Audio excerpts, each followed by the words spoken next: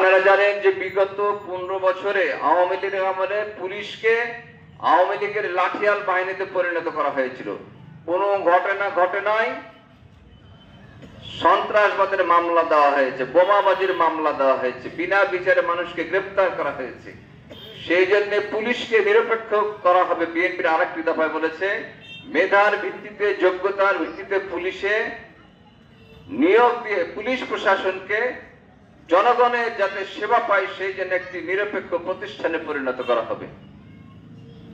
আপনারা জানেন যে বিগত 2009 থেকে 2024 সালের বিচারালয়গুলি আওয়ামী লীগের সর্বোচ্চ বিচারালয় সুপ্রিম কোর্ট, সেখানকার প্রধান বিচারপতি হাসিনার মন মতো রায় না দেওয়ায় তাকে লাথি মেরে চেয়ার থেকে ফেলে দেওয়া হয়েছিল।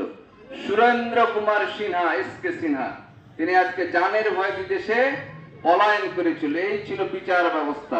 সেই কারণে বিএনপি বলেছে যে বাংলাদেশের বিচার ব্যবস্থাকে মেধা এবং যোগ্যতার ভিত্তিতে নিরপেক্ষ লোকদের দিয়ে সমস্ত সাংবাদিকের গলা টিপে ধরা হয়েছিল।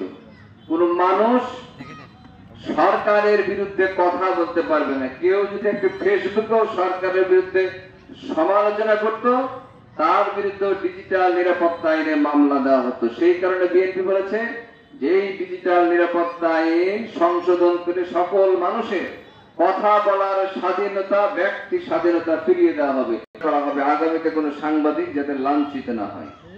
31 দফার ভিতরে এইটি বলা হয়েছে। আপনারা জানেন যে বিগত 15 বছরে শিক্ষা প্রতিষ্ঠানগুলিতে শিক্ষার পরিবর্তে শুধু শেখ মুজিবের বন্দনা শেখানো হতো, জয় বাংলার, জয় বঙ্গবন্ধু, এমনকি নাচ গানও শেখানো হতো। আগামীতে রাষ্ট্র ক্ষমতা আসলে উৎপাদনমুখী শিক্ষা ব্যবস্থা চালু করা হবে। যার যে মেধা, সে মেধা অনুযায়ী তাকে পাঠ দেওয়া হবে এবং হাতে কলমে মানুষকে কাজ শেখানো হবে। লেখাপড়া শেষ করে যাতে কেউ বেকার না থাকে, সে চাকরি না পেলেও যাতে নিজে কর্মসংস্থানের ব্যবস্থা করতে পারে, হাতে কলমে কাজ শেখানো হবে।